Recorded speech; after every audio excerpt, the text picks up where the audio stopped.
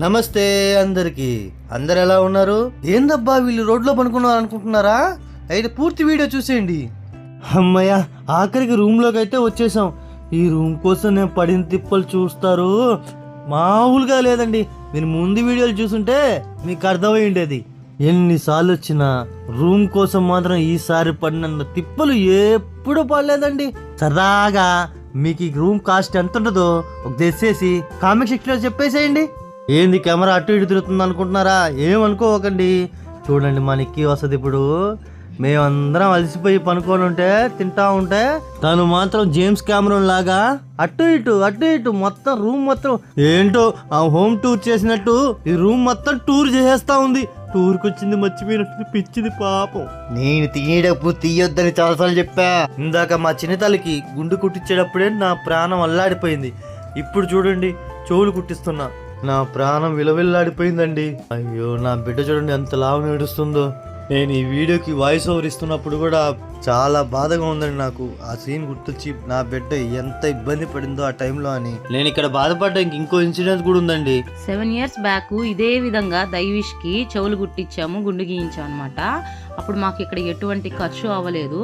మేము అదే ఉద్దేశంతో ఈసారి కూడా పాపకి ఎలాంటి ఉండదు అనుకుంటూ పర్స్ అనేది మేము అమ్మ ఉన్న చోట పెట్టేసి మాకు అక్కడ దారి ఖర్చుల వరకు అమౌంట్ తీసుకొని బయలుదేరేసాం అనమాట.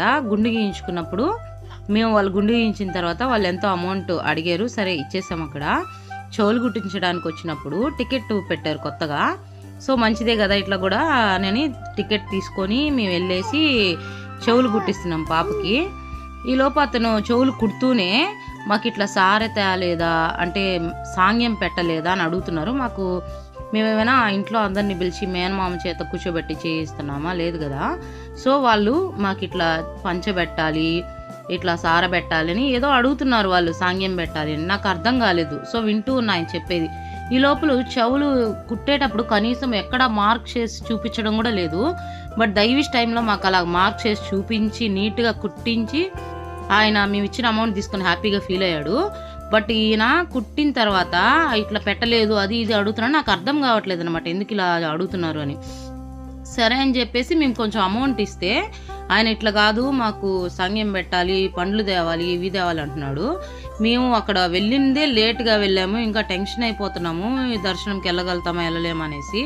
ఆ టెన్షన్లో మేము ఉంటే అతను ఇట్లా మాట్లాడుతూ మాకు అది తేవాలి ఇది తేవాలి అన్నాడు. అసలు మేము చాలా డిసప్పాయింట్ అయిపోయాము.